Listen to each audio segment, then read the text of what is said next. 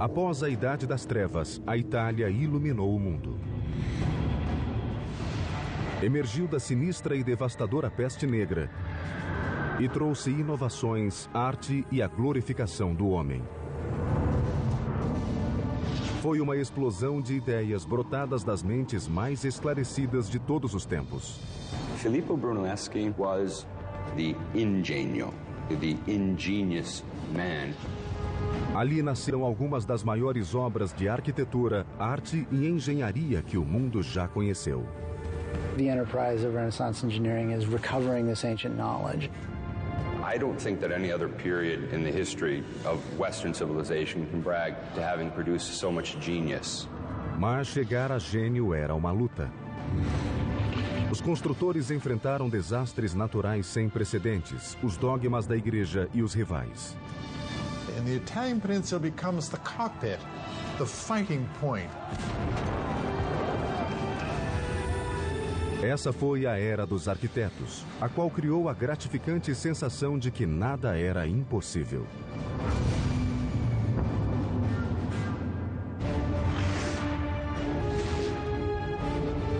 Construindo um Império. O Mundo de Da Vinci. Ano 476 depois de Cristo. O grande Império Romano desabara e sepultara para sempre seu poder e domínio. Os imperadores que unificaram a região já não existiam e a Europa Ocidental fragmentara-se. Durante séculos, a Europa foi governada por uma linha de reis germânicos que chamaram seus domínios de Sacro Império Romano. Mas no século XII começou a surgir uma coleção de repúblicas italianas. Unidas, elas decidiram resgatar as glórias da velha Roma. Revitalizaram a Europa e criaram o molde do mundo ocidental.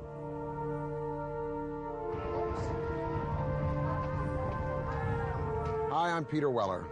And in 2001, I came here to the city of Florence to finish a master's degree in Italian Renaissance art history at Syracuse University in Florence. The Italian Renaissance is as overwhelmingly mind-blowing as it is beautiful. It is the most impacting epoch of the last millennium. It is the age of invention with Da Vinci and Copernicus and Gutenberg. But it is also the age of the cult of personality. It is the time when that unknown artisan or craftsman will become the artist. It is the time when that nameless builder will become the architect.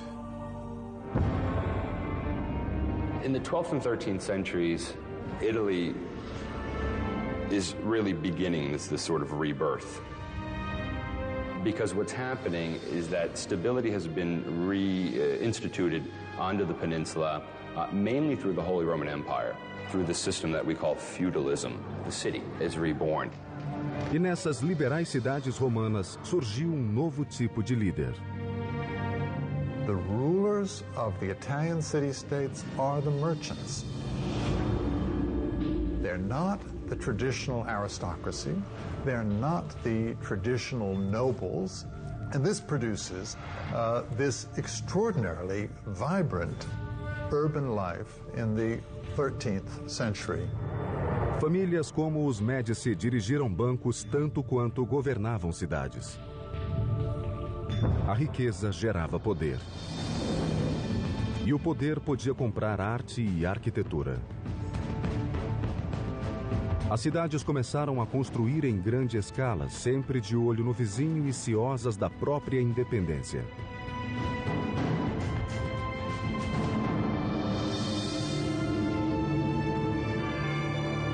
The foundation for the Renaissance is the city. Everything that happens in the Renaissance, from art, architecture, engineering, literature, all the things that go on depend upon the city. Uma ambiciosa cidade que buscava o poder era uma república florescente situada ao longo de uma importante rota de comércio entre a França e Roma. Seu nome era Siena. I come here to the Piazza del Campo once a year to witness that medieval harangue on horseback around here called Palio. 3 times around this Campo, 90 seconds of speed and violence on bareback horses. When the horses run, they pass this magnificent 15th century sculpted fountain called the Fonte Gaia by Jacopo della Quercia. Now today, when we turn on a tap, we just take it for granted that H2O is going to come out. But the Sienese needed this fountain because when they were making all this loot, prosperity begets a city jam-packed with people. And more people demands, as we have seen with Persia, with Carthage, with Rome, with the Maya, more water. Mas prover essa cidade de água suficiente era desafio complicado. Siena doesn't have a river very close, so they had to find this water somewhere else. They thought they could find another way to go and search for water, and that way was building some tunnels underground. Escavando uma rede de túneis subterrâneos, chamados bottini, os engenheiros chegaram a fontes naturais e lençóis de água que havia na periferia. Aos poucos, a água chegava a esses túneis muito estreitos que acabavam em tanques. Mas escavar esses bottini não era fácil.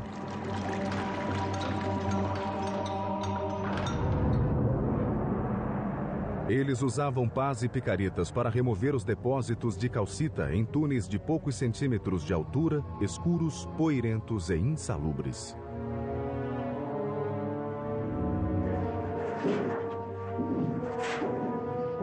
A bottino like this one would sometimes run for miles and miles, so the engineers had to know just where in the heck they were going. So every so often they dug a hole up to the surface, and these holes were called occhi, or eyes. It would give the engineer a sense of where the direction of the bottino would be, and if they were wrong, they could redirect the bottino. A água corria pelos túneis, distribuindo-se pelas regiões mais necessitadas, e ainda alimentavam as fontes das ruas e avenidas movimentadas como a Fonte Gaia. Now these channels had to be pitched at an angle ever so slight, imperceptible to the naked eye, less than 1 degree, because if the water flowed too steeply, it would overwhelm the system. So to keep this from happening, the engineers used an instrument called an archipendolo. It's nothing but a pendulum. It's a stick with a string and a weighted ball or stone at the end. No matter how much you pitch the stick, the string will always remain vertical, giving you a vertical line in a relationship to the tilt of the horizontal stick. In this way, the water would flow quietly and evenly into Siena and fill up the Fonte Gaia. Em 1345, mais de 15 quilômetros de túneis cortavam o subterrâneo de Siena. E assim a cidade cresceu e prosperou. More water brought more people to the boomtown. More people to the boomtown, more turf is needed. Pretty soon, Siena controls most of southern Tuscany. Now, this prosperity and this land encroachment, if you will, would seriously become the burr in the saddle to one of its neighbors.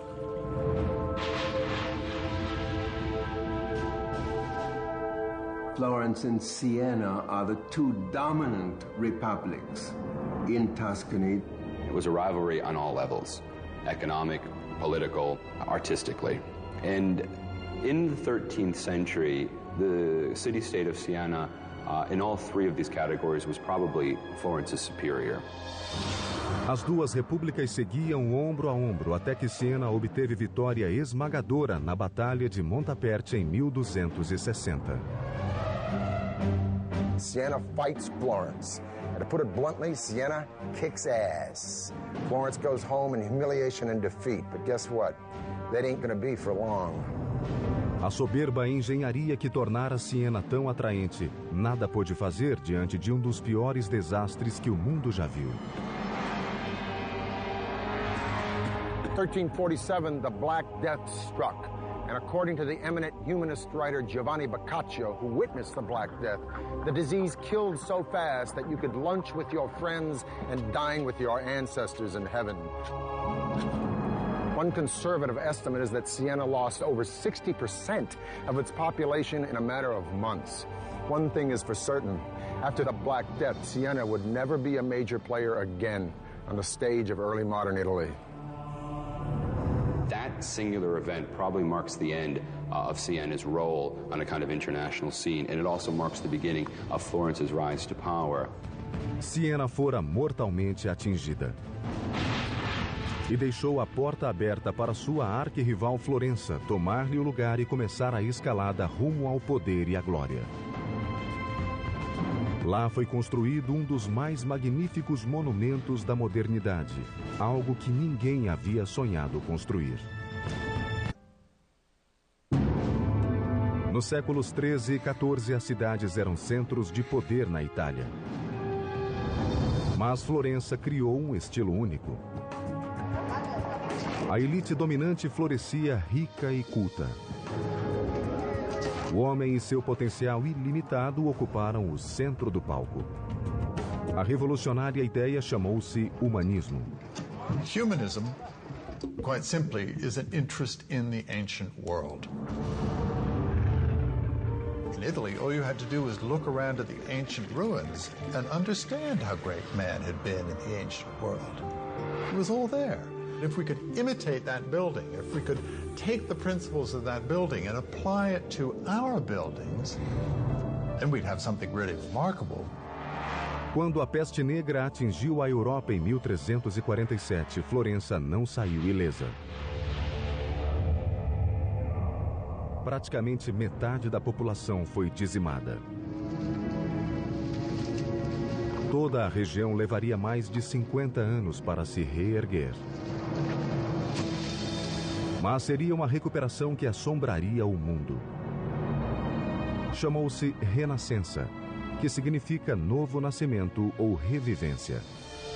Por toda a Toscana, uma elite privilegiada de famílias abastadas começou a encomendar projetos grandiosos a artistas vindos do povo. There is an appetite among those who survive to enjoy life, to do other things, to understand or to sense that the life is to be exploited in some way for those who are alive. Os Médicis de Florença, uma das famílias mais ricas da Itália, liderou o resgate da glória de Roma, restaurando-a em Florença e transformando a cidade em uma nova Atenas. The structure of patronage has changed. Patrons are using artists and architects to celebrate themselves. O exemplo central desse esforço seria a catedral, no coração de Florença. They've never seen a structure that looks like the one they want to build. Right? That's a matter of ambition, of idea. See that big old church behind me with that scaffolding on it? It's called Santa Maria del Fiore, otherwise known as the Duomo, or Cathedral of Florence. It was built by a guy named Arnolfo da Cambio around 1200s, but you know what? He was dead before it was ever finished. Arnolfo intended for the church to have a dome, but he's dead, so the church stands for a whole bunch of decades without any dome on it at all. Finally, in the 1400s, it's left up to a guy wearing a real genius suit named Filippo Brunelleschi to not only change the entire idea of building to become an architect, but to make the entire field of architecture a design. Brunelleschi vinha de uma família de classe média e devia se tornar funcionário do governo tal como o pai. Mas ele amava e admirava as artes e começou estudando ourivesaria. It's only in his early 30s that he then moved over and began to become what we now call an architect. Now, Brunelleschi is a maverick and he's brash. His dad is a notary. Brunelleschi wants to study sculpture. Wonder how his dad reacted to that one, huh? Probably like my old man reacted when I told him I wanted to go to New York and become an actor. In any case, by his early 20s, Brunelleschi is a pretty fair goldsmith. Now, in 1401, the baptistry decides it wants to replace its doors, so they hold a competition. Competition comes down to two guys, Brunelleschi and the international Gothic man of the hour, Lorenzo Ghiberti. Brunelleschi was pretty good, but he ain't no Ghiberti. Ghiberti wins, Brunelleschi runs away with his tail between his legs, humiliated in defeat. He loses the competition to Ghiberti in 1401. And it sets up the kind of perfect opportunity for him to leave the city of Florence, then go to Rome and study the secrets of the ancients. Brunelleschi deve ter passado quase 2 décadas em Roma, examinando as obras mais importantes da engenharia antiga. Renaissance Italians are fascinated with the way Romans did everything, the way things were done in ancient Rome, and building is no exception. A big part of the enterprise of Renaissance engineering is recovering this ancient knowledge. Uma obra em particular deve ter causado especial impacto em Brunelleschi: o Panteão. Teriam os romanos descoberto o modo de construí-lo sem as armações de apoio? Nessas 2 longas décadas, ele deve ter examinado cada centímetro do domo, cujo diâmetro ultrapassava os 40 metros, tentando desvendar o segredo de sua construção.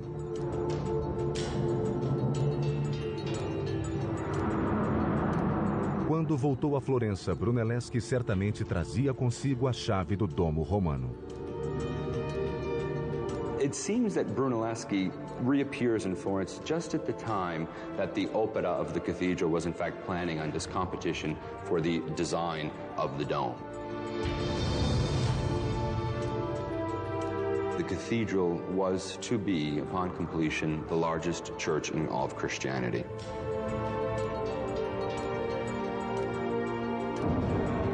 A catedral seria um dos grandes desafios da engenharia italiana. They were building it large to sort of show the world exactly how important this city was on all levels. The problem was that they were setting themselves up for a big fall. Diferindo dos demais arquitetos, Brunelleschi propôs um método que o expôs ao ridículo. Projetou o domo sem os tradicionais arcobotantes, nem apoios de madeira, nem armação interna. General public opinion was that Brunelleschi had gone very simply mad. They also began to realize that no one else seems to have any clearer picture of how to pull this thing off, and so they began gradually sort of heed his words. Brunelleschi conseguiu seduzir os juízes com o projeto, mas para sua consternação, a comissão estipulou uma condição que ele julgou aviltante. It seems that fate would rear its ugly head because he would have to share that role with his nemesis, Lorenzo Ghiberti. Muitos estavam convencidos de que o projeto não daria certo. Brunelleschi não só teria de projetar o domo, como precisaria arquitetar a derrota do rival. A 7 de agosto de 1420, com o arquiteto supervisionando cada detalhe, finalmente teve início a construção do grande domo. What Brunelleschi decides to do is to construct not one dome, but 2. Okay? A dome within a dome. Dentro da catedral, os fiéis poderiam apreciar a belíssima decoração interna do domo. Por fora, entretanto, o segundo domo tinha propósito mais funcional. He would use that second shell to protect the inner dome from rain, but at the same time to make the entire structure look more gonfia et magnifica, more swollen and magnificent. Para dar às cúpulas uma base estrutural, nervuras de mármore foram instaladas em cada vértice do domo octogonal. A seguir, uma série de arcos foi construída para cruzar com as nervuras em ângulos de 90 graus. Mas Brunelleschi enfrentou um problema logístico. Achar um modo de içar várias toneladas de material a mais de 60 metros. And so Brunelleschi devises something we call the ox hoist. Atrelados a um timão, 2 bois faziam girar um pilar que erguia e baixava um guindaste. A marca do gênio estava numa rosca que mudava as engrenagens para a frente e para trás. Ou seja, os bois não precisavam ser desatrelados para trocar de lugar. Ficavam andando na mesma direção tanto para erguer quanto para baixar o guindaste, economizando horas diárias de trabalho. Nessa tarefa foram içadas mais de 30.000 toneladas de material. Apesar de todo esse trabalho, cada peça ainda precisava ser transportada lateralmente e colocada no ponto exato a dezenas de metros de altura. Para resolver esse problema aparentemente insolúvel, Brunelleschi projetou outro tipo de guindaste, chamado castelo. The castello was a crane that they used to move weights horizontally. Instalado no alto da cúpula e semelhante a um cavalete, tinha um sistema de trave mestra e contrapeso, permitindo a colocação do material com precisão milimétrica. These are the machines that he was introducing, and these are the machines that made it possible for such a dome to have been built. Mas toda essa criatividade ainda não resolvia o desafio fundamental de um domo desse tamanho sem nenhum apoio interno. Brunelleschi ainda precisava evitar um desmoronamento. A tarefa exigiu um grande salto de imaginação combinado com engenhosidade e cálculos precisos.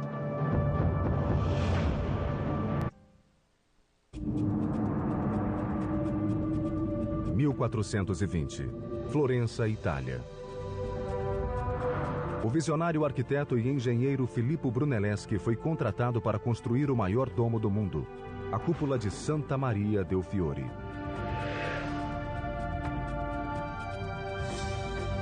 Como o domo não tinha suporte, o desafio era evitar seu desabamento.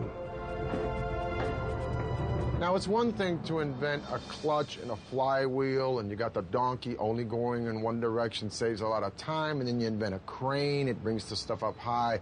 But the more important question is, I'm standing on top of this dome, and how did Brunelleschi keep this sucker from caving in? Ele teria de manter os tijolos no lugar e ainda dar apoio à estrutura. A solução? Assentar os tijolos com uma técnica engenhosa com base em ângulos, fricção e justaposição. Brunelleschi comes up with this invention, if you will, from Rome, which they use decoratively, but we don't know that they use it functionally, of herringbone bricks.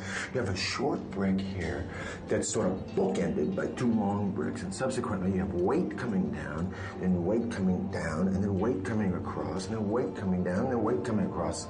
The whole point of this is that a herringbone pattern will displace the weight out and down instead of just directly down where you might have a collapse of your dome. Para resolver o problema oposto, isto é, o deslizamento para fora, Brunelleschi instalou correntes em volta do domo octogonal horizontalmente. They were going to construct these so-called catenae, or these horizontal chains that were intended to maintain the hoop stress or the lateral thrust of the dome. 5 correntes foram interligadas em intervalos regulares para suportar o domo e agir como contrafortes invisíveis. O tempo todo, Brunelleschi foi forçado a supervisionar a obra com um colega e rival, Ghiberti. Agora, com a ideia de instalar as correntes, ele viu a oportunidade de se livrar de Ghiberti.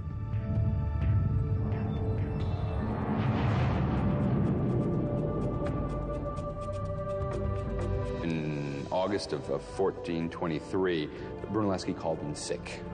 Ghiberti rather reluctantly then begins the direction of the placement of these wooden chains. And as soon as Brunelleschi heard that the process had begun, he miraculously recovers, inspects the quality of Ghiberti's work, and criticizes it publicly, saying they would have to undo everything he had done. Ghiberti retirou-se humilhado, e Brunelleschi foi nomeado chefe vitalício de todo o projeto. A 30 de agosto de 1436, após 16 anos de construção, o maior domo de alvenaria do mundo ficou pronto. Mas a carreira de Brunelleschi apenas se iniciava. Enquanto construía o domo, ele fizera experiências sobre perspectiva e proporções matemáticas. Embora seus projetos de estruturas parecessem simples e claros, havia muitos aperfeiçoamentos relativos a linhas e espaços. Uma de suas grandes inovações foi um conceito que até hoje é utilizado na engenharia: a perspectiva de um ponto de fuga. Olhando para um batistério de 8 lados e outros prédios em volta, Brunelleschi viu que se transferisse esses objetos tridimensionais para um plano bidimensional, eles desapareceriam em um ponto finito, o ponto de fuga.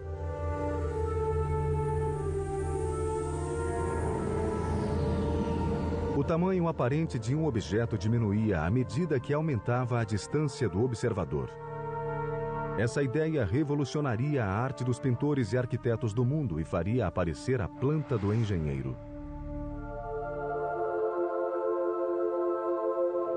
What it does in architecture is change the game all the way through Frank Lloyd Wright and to Frank Gehry today. Because architecture is no more just building. It isn't figuring it out in the dirt and saying, hey, if this wall is that long, we got to make the spire that high. Now they can deduce it and put it on paper. It's no longer the builder who's in control, it's the architect. Before Brunelleschi, most projects were based on approximate models. This would come to an end when Brunelleschi began this practice of what we call paper architecture, and that is clearly indicating what his plans were, and then begins the sort of modern tradition of architecture today. Os novos projetos de Brunelleschi foram testados em 1442 na construção da Capela Pazzi. Now, this building behind me is the chapter house for the Church of Santa Croce, a Franciscan church. It's called the Pazzi Chapel. I'm going to talk to a man I'm a little nervous talking to. He's one of my own professors from Syracuse University, Dr. Rab Hatfield, and he's going to explain why this chapel is distinct from what Brunelleschi was doing before this. Let's go look on the inside. Let's go see them. It's all about relationships. He's trying to figure out an arrangement of all of these pieces so they all fit together perfectly, just the way the bones all fit together in your body. Right. Your Renaissance architect, thanks to the invention of scientific perspective, where they learn how to represent space, and it's Brunelleschi who invents this, learn to see things in 3D, learn to imagine things in 3D. Rather than flying by the seat of your pants, you start with a concept and you follow the concept to its fruition in perfection. And I think you get a very good sense of that. Yeah. I mean, that's spatial magic. As inovações de Brunelleschi em técnicas de projeto e construção foram imitadas pelos arquitetos durante séculos. Mas uma nova era nascia junto com o arquiteto. As regiões vizinhas retomaram as velhas rivalidades. Os artistas que viraram arquitetos e engenheiros iriam voltar-se para outro serviço público e usariam sua mente criativa na arte da guerra. 1459. Filippo Brunelleschi, pai da arquitetura renascentista, fizera de Florença a meca das inovações em projetos e construções. Seus métodos e ideias espalharam-se pelo mundo e os arquitetos iniciaram uma ambiciosa campanha de construções. Filippo Brunelleschi transforms all of architectural design by using Roman elements like this column and pilasters and numerical proportions, integrating them into an elegant and beautiful whole that is never overwhelmed by one of the parts. But he doesn't write it down. It's up to a young guy, the next generation, Leon Battista Alberti. This guy did everything. He wrote about architecture, archaeology, political science, religion, even wrote about horseback riding. He's a pretty good designer and architect himself. Now, everyone starts to read about Alberti, including a very powerful guy at the moment, Aeneas Silvius Piccolomini. I love that name, Aeneas Silvius. So for all you guys out there like me having a little bit of a heart attack because your wife just said, honey, let's redecorate, get a load of this. Pius reads Alberti and says, you know, I'd like to do that little Roman thing for the place where I was born. What, the house? No, the whole town. Enéas Silvio Piccolomini tornou-se o Papa Pio II em 1458. Um ano depois, voltou a atenção para sua cidade natal, Corsignano, e encomendou um estudo para ali construir uma cidade ideal.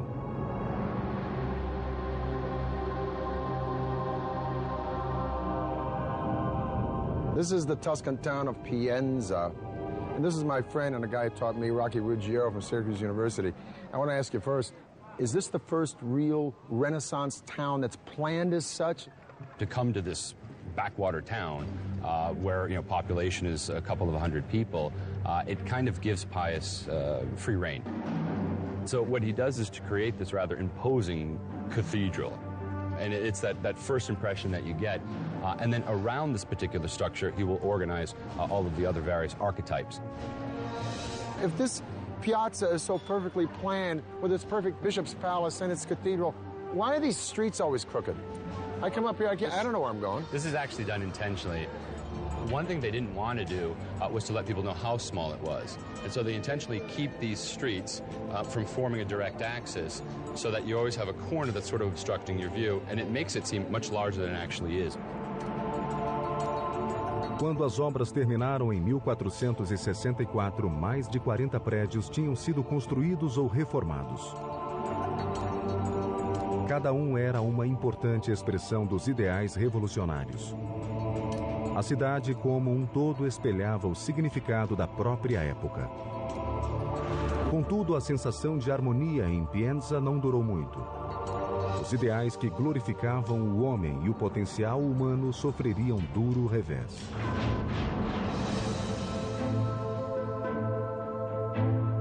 The year is 1492. Not only has Columbus discovered America, but Lorenzo the Magnificent de Medici, the great patron of the arts in Florence, is dead.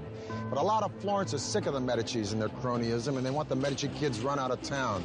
Plus, they've been listening to the sermons of a small Dominican friar named Girolamo Savonarola, who preaches from the pulpit in the Duomo, railing against corruption in both church and state. He advocates a return to a Florentine republic and civic pride and values through piety. Savonarola warns that if Florence doesn't get its house in order, the winds of God's vengeance will blow through the city, and indeed an evil wind is ready to roll all the way through Italy in the form of Charles VIII of France, who wants to reclaim Naples in the name of his country and threatens to sack any Italian town who stands in his way. Savonarola begins to predict an invasion of some sort. And when it finally comes, he's able to say, you see, I predicted this, I foretold it.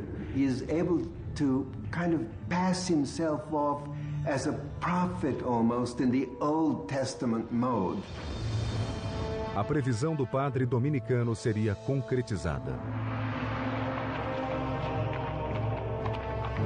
Em 1494, Carlos VIII, rei da França, posicionou-se na fronteira toscana, pronto para marchar sobre a Itália.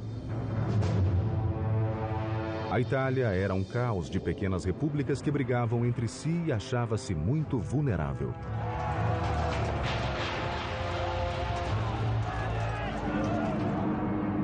Os construtores que haviam criado monumentos para exaltar a humanidade poriam seus projetos a serviço da guerra nessa nova etapa.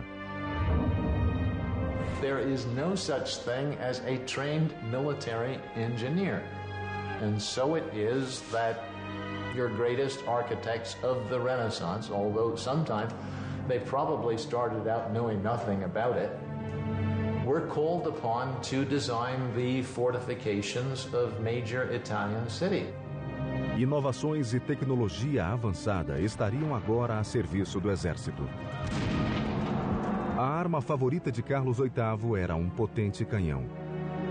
Diante dele, as muralhas se desfaziam em pó. The cannon became much more reliable and also able to launch a projectile that was much larger, heavier, and to launch at a further distance.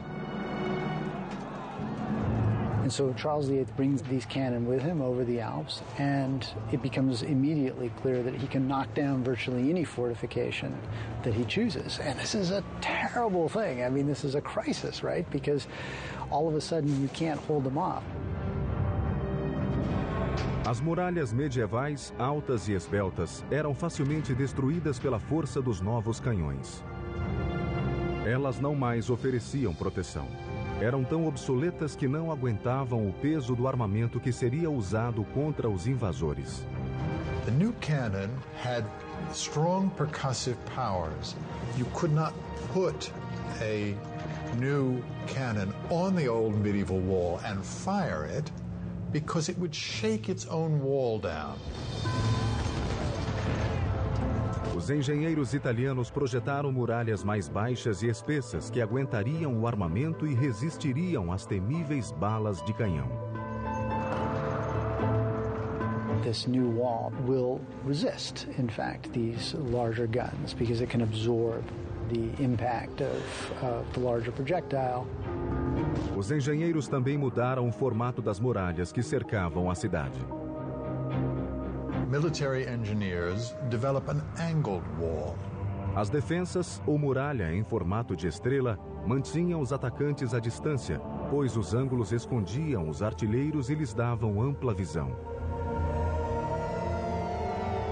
The cities become star-shaped, and you have the development of these large star plans with angled bastions that project from the city walls with their flanking coverage on either side. The angles create a series of faces. And the faces are very important because the different corners of the city can, as it were, protect one another. O bastião tornou-se o novo modelo de fortificações defensivas, despertando o interesse dos comandos militares de toda a Europa. Logo, porém, a atenção se desviaria de Florença e da Toscana para um novo poder que seria redimido através de monumentos gloriosos e obras de assombrosa arquitetura.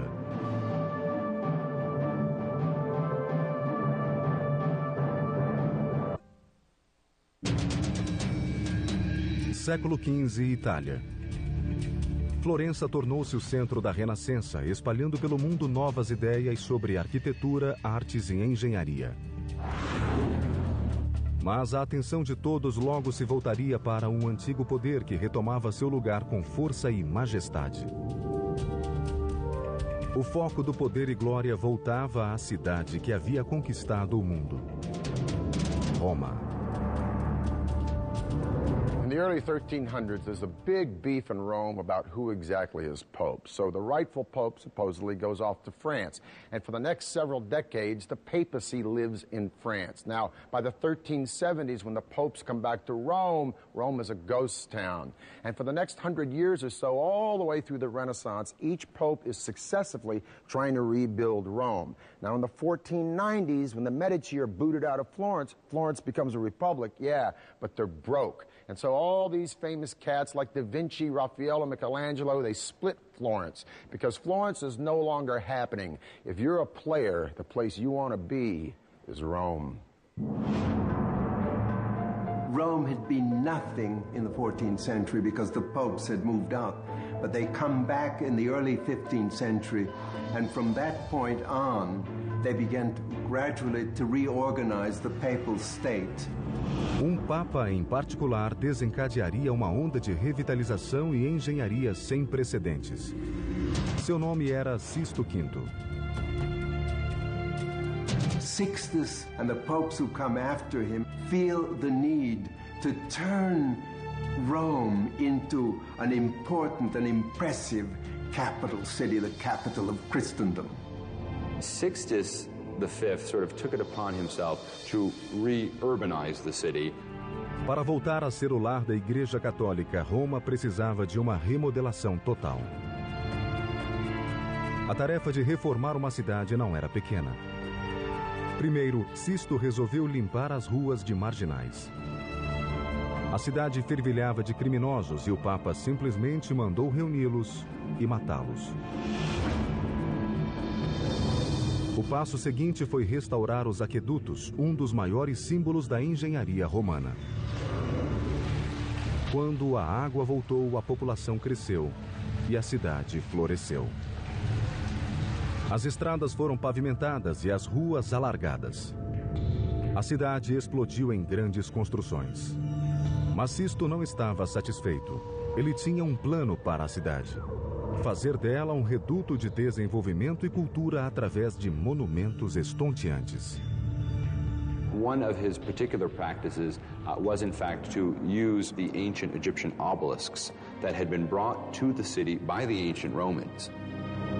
These were military trophies that the Romans had brought back in ancient times and had erected throughout the city. We know today that there are more Egyptian obelisks in Rome than in Egypt itself. And how Sixtus used these obelisks was to, in fact, place them as urban exclamation points. Sisto quis erguer desses obeliscos diante de uma nova catedral, a Basílica de São Pedro. Mas havia um problema. A agulha pesava mais de 300 toneladas. Moving the obelisk was no easy task. Sisto passou o problema para o arquiteto e engenheiro Domênico Fontana. O plano de Domênico era simples, mas muitos o julgaram inexequível. Para proteger a agulha, ele a envolveu em uma colossal torre de madeira. Ao longo desta, mandou prender barras de ferro. A armação de madeira tinha colunas que se erguiam a mais de 30 metros. Cordas pendiam das barras de ferro de tal modo que o obelisco podia ser içado com cabrestantes. Para a operação foi chamada uma equipe de mais de 900 operários. Com 40 cabrestantes, a agulha foi erguida do chão e pousada sobre uma plataforma rolante que a levaria ao novo local. A 30 de abril de 1586, sob o olhar vigilante do Papa, teve início a incrível tarefa de transportar o obelisco. When the men were hoisting it up, they were under command to remain silent throughout the whole process, under pain of death, if one of them, in fact, broke the silence. Finalmente, após 17 dias de penoso avanço, o obelisco chegou ao novo lar, em frente da Basílica de São Pedro, onde está até hoje. A notícia da extraordinária revitalização de Roma espalhou-se pela Europa. A capital do Velho Mundo ocupava novamente o centro do palco. A era dos arquitetos, iniciada em Florença, seguia caminho em Roma e no resto da Europa. Artists of all sorts could create such beauty, such wondrous works of art on the scale of St. Peter's Basilica, like the obelisks that were erected throughout the city of Rome, like the dome of the cathedral in the city of Florence. It gave the human significance again, and it gave us a bit of an attitude as well, that we are again the center of all things. And many people think it is with the Renaissance that modern culture actually begins.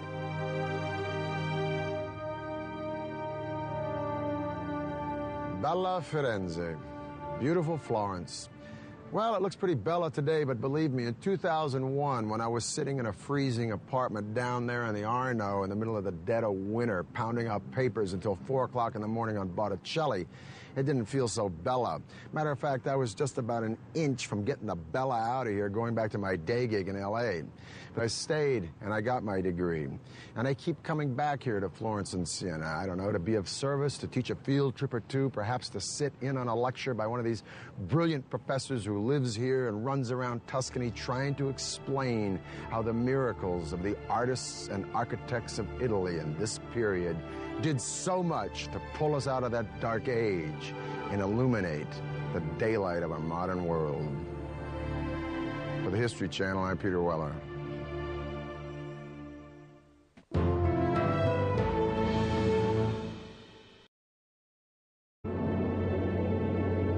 Mas no século XII começou a surgir uma coleção de repúblicas italianas. Unidas, elas decidiram resgatar as glórias da velha Roma. Revitalizaram a Europa e criaram o molde do mundo ocidental.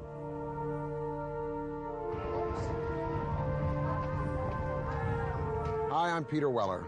And in 2001, I came here to the city of Florence to finish a master's degree in Italian Renaissance art history at Syracuse University in Florence. The Italian Renaissance is as overwhelmingly mind-blowing as it is beautiful. It is the most impacting epoch of the last millennium. It is the age of invention with Da Vinci and Copernicus and Gutenberg.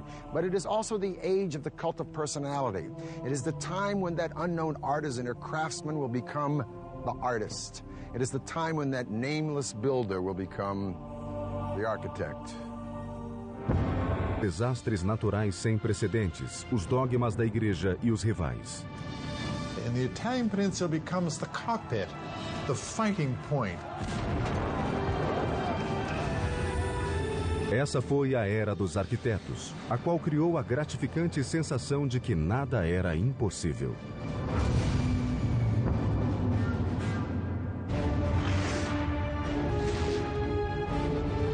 Construindo um Império. O Mundo de Da Vinci.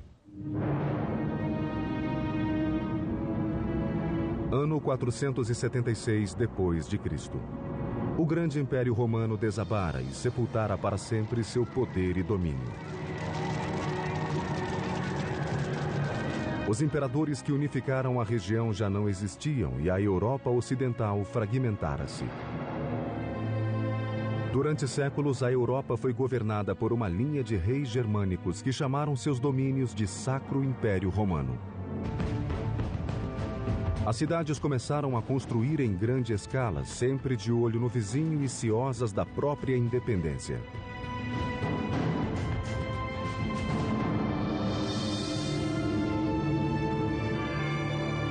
The foundation for the Renaissance is the city. Everything that happens in the Renaissance, from art, architecture, engineering, literature, all the things that go on depend upon the city. Uma ambiciosa cidade que buscava o poder era uma república florescente situada ao longo de uma importante rota de comércio entre a França e Roma. Seu nome era Siena. I come here to the Piazza del Campo once a year to witness that medieval harangue on horseback around here called Palio. 3 times around this Campo, 90 seconds of speed and violence on bareback horses.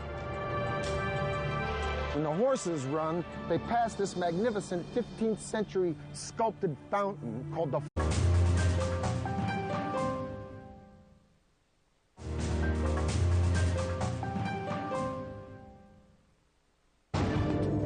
Após a Idade das Trevas, a Itália iluminou o mundo.